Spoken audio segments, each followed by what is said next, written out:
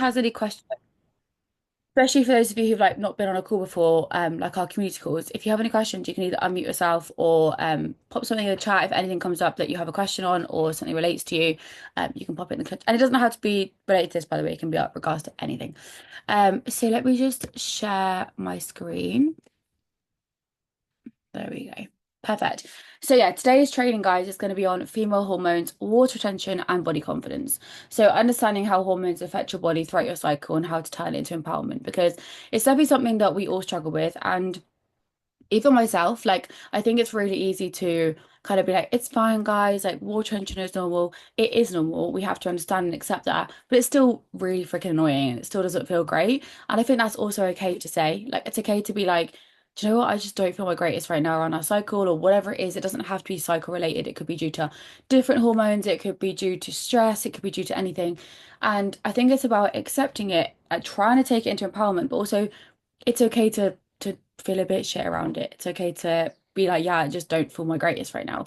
Um, so yeah, I just want to say that because I think it's all about empowerment and stuff, but also sometimes it's just not nice. Simple as that. So let's talk about the menstrual cycle and hormones. So firstly, you have obviously four different phases of your cycle. You have the menstrual phase, which is when you're on your period. Second phase is follicular phase. So that's when our estrogen starts to rise, and that's when we get ready for ovulation. Then you go into ovulation, which is around day 12 to 14, depending on the female. And then also you have the luteal phase, which is the phase which we all love and know, which is pre-cycle, where we're all bloated, emotional, aggravated, um, boobs are sore, all that good stuff. So yeah, that's the lovely phase that we all have to go through every single month. If you have cycles, obviously, if you don't have cycles and you're on birth control, one thing I have found with a lot of the girls who are on birth control is they still tend to have some sort of these symptoms, whether it's monthly, every 2 months, every 3 months, and it's about understanding your body. So it's not about, your cycle might not be as regular as someone else's. It might not be a perfect cycle. That's okay as long as you're getting it looked into and stuff and you know why. But also accepting that this happens. Like one of the girls on the team, she doesn't have periods or anything, but I always know when she's coming on, like with her body, because I can sense it in her check-ins. I'm like, remember last 2 months this happened? Yeah, this is happening again. I know you don't actually have the actual period, but this is what's happening. You get in your head, and then a week or so later it goes, and you're like, okay, yeah, it was just that. Um, so that's why also with your check-ins guides, I always say if you do have a cycle that you do know, please pop it on your don't if you can, don't put follicular phase, luteal phase, because they last for so long and I really want to know exactly where you're at so I know when you're going into the next phase what's kind of going on and then we can get to know your cycle as much as possible. So just a few things around the changes during your menstrual cycle. So obviously follicular, this is where your cortisol level is at its lowest during the first 2 weeks. Ovulation, that's when your progesterone levels rise, and this is basically where it stimulates the gamma, and I don't know how to say that, I'm not going to try and say it, but it basically stimulates that thing in your brain. And then you have the luteal phase. This is where you can see anxiety levels rise or mental health. I mean, for me, it literally depends, guys. Like I don't know about you guys, but sometimes when I'm due on, I'm either fine, I'm the angriest person in the world and no one wants to come near me. Or I'm really emotional and I'll see a dog and I'll freaking cry my eyes out. So it just depends. I feel like every month is so different.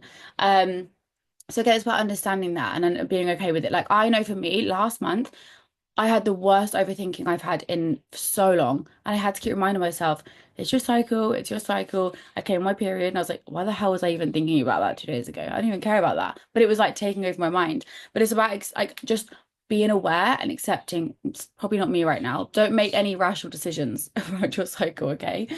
Um, and then menstrual is obviously where we have our period, and that is where your cortisol level is at its highest, just before your period begins. And then the changes, I just thought this was a really good, like, kind of, uh, I think this really clearly shows how our body can change around our cycle. So, obviously, day 1 to 7, and also, guys, this depends per person. Like, day 1 to 7, that's usually when I still bloat, but it starts to decrease, right? So you might have low energy. You can expect some kind of bloating and like a fuller fatigue as fuller figure as your uterus expands. It's normal. And then follicular is where it starts to go down. So if you're like me, I hold my most water here. And then it kind of goes down around my cycle. And then after cycle, it's like, okay, cool, we're back to normal. And that's days 10 to 14. So energy levels can start to increase. Your skin can clear up and bloating. And if you watch the menstrual cycle training we did, we talk all around like the actual scientific facts of why this happens. It's because we're trying to attract a man to have a baby. So your body doing its natural things. We have glowing skin, you're in a better mood, everything's just like good.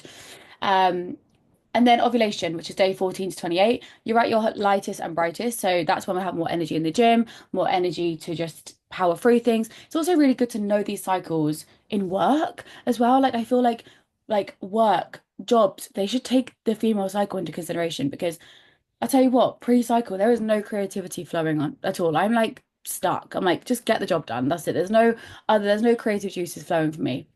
I feel like jobs should take these things into consideration, but they don't. And then luteal phase is day 15 to 28. So you have more calories burned, you've got a higher appetite. That's why we end up getting cravings. And the reason why you guys sometimes can crave more chocolate and things like that is because your progesterone levels are rising basically, and basically makes us crave more chocolate. Well, not chocolate, sugar, but we think it's chocolate. And your metabolism there is like some research to say that your metabolism increases, so that's why we end up getting a little bit hungry as well. It is not a reason for you to go and binge eat around your cycle. I know it's very tempting and it's okay to have the odd thing, but just be mindful that you still want to make sure your protein's really high. You're still fueling your body with good food, especially around this phase, because that's what's going to help reduce the bloating and actually help regulate your hormones. So yeah, I just thought it was a really nice, clear analogy of how your body fluctuates. It's so like interesting as a coach because every time that you guys get to this phase of your cycle, it's like you forgot what happened last month and the month before and the month before, and you're like, oh my God, I'm bloated, I've put on so much weight, the scales have gone up. Like, yeah, because you're due on your period. Remember, this happens every month. It's normal, it's okay.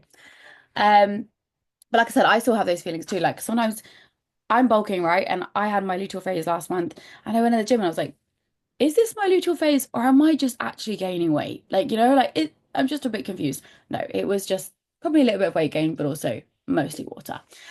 So why does water retention happen? So it happens due to hormonal fluctuations. So this can trigger changes in your fluid management within your body. Kidney response, so altered sodium and water reabsorption, and then fluid retention. So body can store extra water in your tissues. So your body naturally holds more water during your cycle. And this isn't like a bad thing, it's just how your body responds. So we have to accept it, as annoying as it is. Estrogen, progesterone, and water retention, and the kind of science behind it. Again, in the menstrual cycle training, we did really deep, like dive deep into all of this, like a lot. So if you're really interested, go and give that a watch. But firstly, you have where are we? So yes, which cycle? Where are we going from here? So estrogen rises, so this promotes sodium retention and lowers I don't know, I'm so bad at explaining words. So osmolality set point. So this is basically where, we can hold a bit more water as well due to that sodium, and we'll go through that in a second as well. Then you have your fluid shift, so water flows sodium into tissues.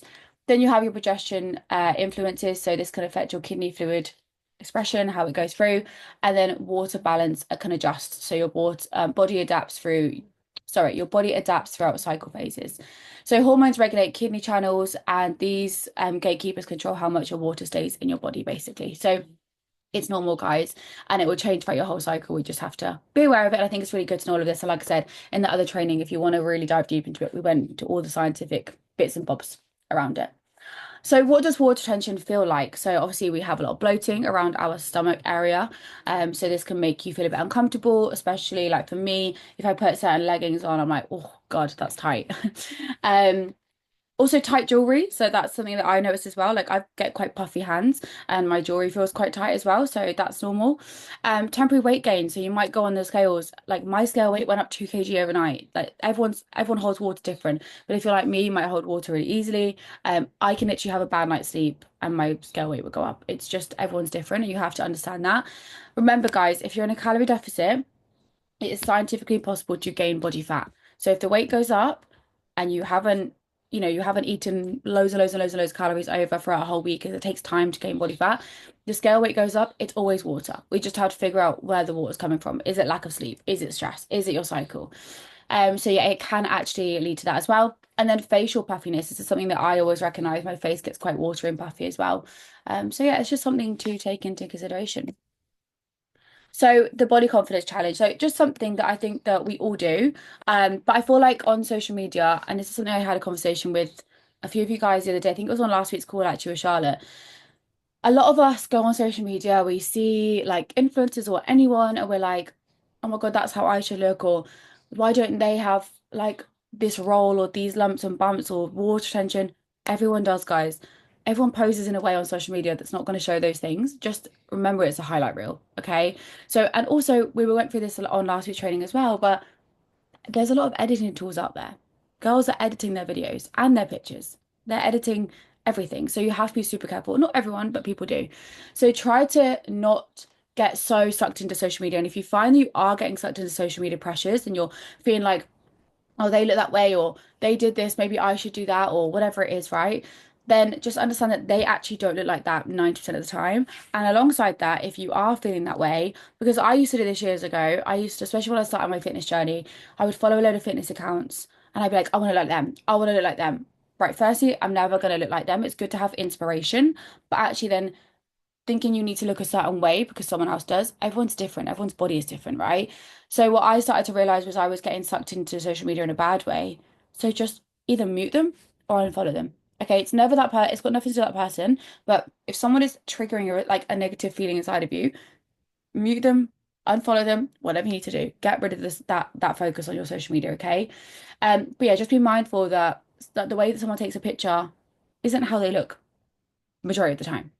And also every female goes through this whole phase. And then also self-talk. So it can become quite critical when our bodies change. And again, we all recognize it, right? So just remember that your worth does not fluctuate. Yeah, your worth doesn't fluctuate with water tension, okay? Like if you're holding water, it could be annoying, but just be like, it's okay. It is what it is. I know I'll be back to normal next week, whatever it is. Temporary changes can trigger lasting emotional impacts, and recognizing these feelings is a valid first step towards body peace and body confidence overall. So even if you have these thoughts coming, guys, it's normal, but just make sure to be aware of them and brush them away because, like I said, we have to understand that our body is our body and no one even looks the way they do on social media. So strategies to reduce water retention, which I think actually is the main point of this training that you will want. So let's get into the nitty-gritty. So before I go into all of this, please be mindful that these are things that are going to help reduce. It is not going to stop the water tension. It's part of our body's normal functioning. It's meant to do that. So we have to be mindful of that. You're not going to completely get rid of it. But looking into certain things will definitely help. So firstly, nutrition. Okay. Reduce your sodium intake to 1,500 milligrams per day. So check when you're tracking your food, where your sodium's at. You can track it when you're tracking your food on MyFitnessPal, it will come up. And just be mindful of that because it can make you hold water. Okay. Like we just said when we went through the whole process. Making sure to stay well hydrated with 2 to 3 liters of water per day. That is one thing, guys, that I think a lot of us forget that if we don't drink enough water, your body is going to hold it. You are going to store it. Your body needs water. If you don't drink enough of it, your body's going to hold it. So you're going to be bloated. Eat potassium-rich foods like bananas, avocados, and try anti-inflammatory foods. Like I think I've said this to a lot of you with anti-inflammatory, but it's not something to be like 100% all in because again that can link to an all or nothing mindset. But with anti-inflammatory, it's around less refined carbs, focusing more healthy fats, protein, good, nutritious, wholesome foods. 50-50 or 80-20, right? You're still gonna have your whatever, your chocolate bar in the evening or a bit of ice cream, whatever it is you love. I'm not saying don't have those things because that's not what I'm about at all, but it's about what are you eating around your cycle? Are you eating McDonald's? Are you eating loads of chocolate? And do you know what? It's okay if you do, but be open and be aware and own it and be like, right, that's not making me feel any better. It's probably not going to help me with my calorie deficit. Let's be real. Okay. So eat anti-inflammatory, but also eat magnesium-rich foods. And taking magnesium as well is something I really promote to all of you anyway, but especially around your cycle. If you deal with like heavy periods or period pain, things like that, it's really important to take magnesium because it will help with that. But yeah, so eat magnesium-rich foods like almonds, spinach, dark chocolate, and just like lentils and beans. And then also, like I said a second ago, reduce refined carbs and sugar because these can spike insulin levels, causing kidneys to retain more sodium and water. Okay. So, instead of going for even bread, right? Say you went for a loaf of bread, get sourdough. Like just change it up a little bit. Make these small little changes. It makes all the difference. Movement. So walk 20 to 30 minutes daily to improve your circulation. Try yoga poses that target fluid movement. Elevate legs when resting to reduce water. swell. I can't even get my words out today. Elevate legs when resting to reduce swelling. This is actually really good in the sauna as well, guys. If you go in the sauna and you see people sat like upwards with their legs up, it's because it literally helps with water retention. It helps just regulate everything. So that's really good as well. And then also consider compression socks for severe water retention if you have it. Um, and also, again, if you're flying, that's another thing as well with compression socks. If you're flying, that's another thing that can really lead to water retention as well. Especially like, so Sky, you flying to Dubai, like, yeah. Can I just say that me and my partner actually sell compression socks. That's our business. So I can pop that in the chat. I love that. Me too. Yeah, so if you do, like my family really have a lot of water retention and swelling in their feet. Like my grandma, bless her, she doesn't have ankles. She just swells really bad. And it runs in the family because my mum has it as well. So I'm sure that'll be me as well. So yes, put those in the chat, Sky, because we're all going to need them. I love that. But yeah, like flying as well. If you hold a lot of water with flying, I do, then be mindful of these things too. Get yourself some compression socks, and just make sure to stay super hydrated when you're flying and things like that too. Supplements that might help. So I've already said about magnesium because that can help with water retention and also PMS symptoms. Vitamin B6, so this can help reduce bloating and other PMS symptoms as well. Dandelion root is something I've been talking to you guys, well, some of you guys about as well. It's a natural diuretic, so it's going to help with flushing out any water retention as well. Other little things to add as well are things like apple cider vinegar for general gut health, things like that as well. Not just your cycle, but it can help. Hot lemon water on an empty stomach as well. And my favorite is peppermint tea. Peppermint tea definitely helps a lot with water retention. If anyone else has any other things they want to add to that as well, you can pop in the chat as well. What's helped them. Okay, so hormonal balance support. So other little things is a consistent sleep schedule. So poor sleep can definitely affect your hormones that regulate your fluid balance. But also I say this to you guys as well. If your sleep is all over the place, you've got two hormones. One that makes you feel satiated, one that makes you feel hungry. If you don't get enough sleep, they're going to go like this, right? So that's why I'm such an advocate for a bedtime routine. It's not because I'm treating you guys like children. It's because it's good for your health. It's good for your sleep. It's good for actually slowing down your cortisol levels and slowing down your body and making sure we're getting a good night's sleep, which is going to help with all of this as well. And it's going to help with your fat loss if that's your goal, and muscle mass if that's your goal as well. Stress management. So high cortisol can obviously lead to more water retention. So again, yoga, meditation, deep breathing, really doing all those things that we spoke about on regulating your central nervous system and slowing everything down. I am going to bring up castor oil packs because I've had a lot of questions because I started this last week. So I was really bloated last week. Like really bloated. Like I was probably the most bloated I've felt in ages. And this is when I dive deep into this and also period pain. So I've only recently started it, so I'm not going to say it's the best thing in the world. I definitely saw a difference. I will say that. But just do your own research is what I'm going to say. Okay. And don't expect miracles. So with castor oil packs, basically it can really help with lymphatic drainage. So a lot of people actually use it, like I've been putting it on my skin, but a lot of people do like gua sha with it. I don't know if you've heard of gua sha, but it's like a little thing you can use to get rid of lymphatic drainage in your face. But castor oil is believed to stimulate the lymphatic system, helping the body clear fluid and waste more efficiently. So another little thing that people are doing on TikTok, you'll see is they're putting it in their belly button, again, just to help with, like, again, it can penetrate through your skin and it can help with all of those things too. But what I did was I just bought one of these castor oil packs from Amazon, and you just basically pop it on here, you pour the castor oil on the pack, and then you put it around your stomach. And I just left it on overnight. But one thing I will say with this is don't put too much on to begin with because it does detoxify you, especially if you struggle going to the toilet, guys. It helps with that, but it can really help with that. So just be mindful, okay? So don't put too much on at once. Just try a little bit and go from there. Liver support. So it actually can help, like I said, detoxify that as well. So that can also help with hormone balance and fluid regulation. It can help with bloating. It definitely helped with my bloating 100%. So that was really good. And my period cramping was still not cute, but it definitely was not as bad as it usually is. That's one thing I will say. Also, relaxation and stress reduction. So obviously and also with these castor packs, some of them have little zips that you can put like a heat pack in as well. And that also helps it penetrate more as well. And it also can just help, yeah, just make you feel nice and relaxed.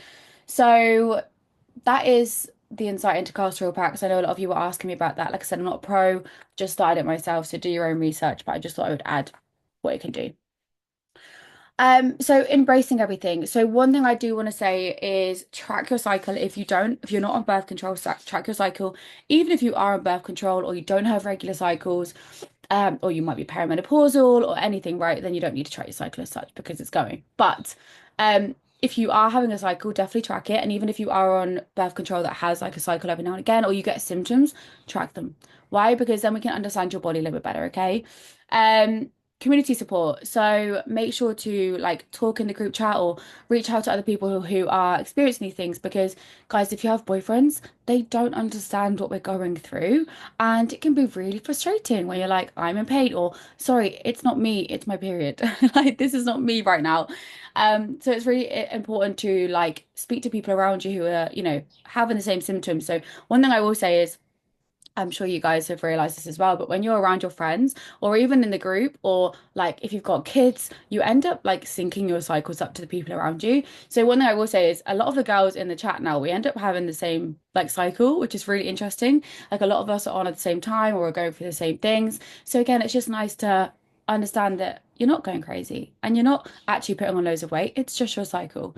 And then self-care rituals. So really making sure that you're slowing down, bubble baths, making sure that you are taking a little bit more rest around your cycles and listen to your body, guys. Like if your body is telling you to rest, please rest. Okay. That's not to say use your cycle as an excuse. Because I used to do that years ago. And we all do it. Oh, I'm on my period or I'm due on. No, guys, I'm being serious. Listen to your body. If you can train, train. If you can't, don't. Okay. One thing that I have a rule for myself is my first day of my cycle is usually really bad. And I just allow myself to have that day off because realistically, I know that going into that training session is not going to be a great session. What's the point? I'm not going to recover as well. I'm actually just adding more stress to my body. My body's already going through a stressful time. So why am I going to add more stress? So that day one of my cycle, I have off. Unless some miracle appears, which it hasn't recently, where I'm not in pain and I feel like I can push through, then I will. Okay. So listen to your body. If you need to slow down, slow down. If you're like really hectic with work and you're around your cycle or you're just feeling really hormonal and emotional, have a bath, go and sit in a sauna. Like really just like slow down because I feel like we're so fast paced all the time. We expect ourselves just to get up and go all the time and crack on with things. And I can definitely fall victim to that sometimes as well. But it's really important to understand like you're a female. We're not the same as men. It's okay to slow down. And I think this is something like I said, I've said to a lot of you guys recently, but that I just it's hard when you're in like a corporate job or you're in a job that's surrounded by a lot of men that you feel like you're in this masculine energy where you have to go, go, go all the time or you just got to push through and like sometimes yeah, but also listen to your body. If you need to slow down, slow down. If you need to take a freaking day off work, guys, take a freaking day off work. Do you know what I mean? We have to actually embrace being a female and listen to our body. And instead of working against it, we have to work with it. Someone just put something in the chat. Oh, that's fine, Vanessa. No worries. Enjoy your gym sesh. Yeah, so like I think we work so much against our bodies and we push through and we when we go through these hormonal changes, our mental health can be affected and things like that. We kind of fight ourselves. But guys, just listen to your body. Listen to what your body's telling you. If you need to rest, rest. If you need to take a day off work, take a day off work. But yeah. Um, does anyone have anything they want to add to this or any questions or anything they relate to anything?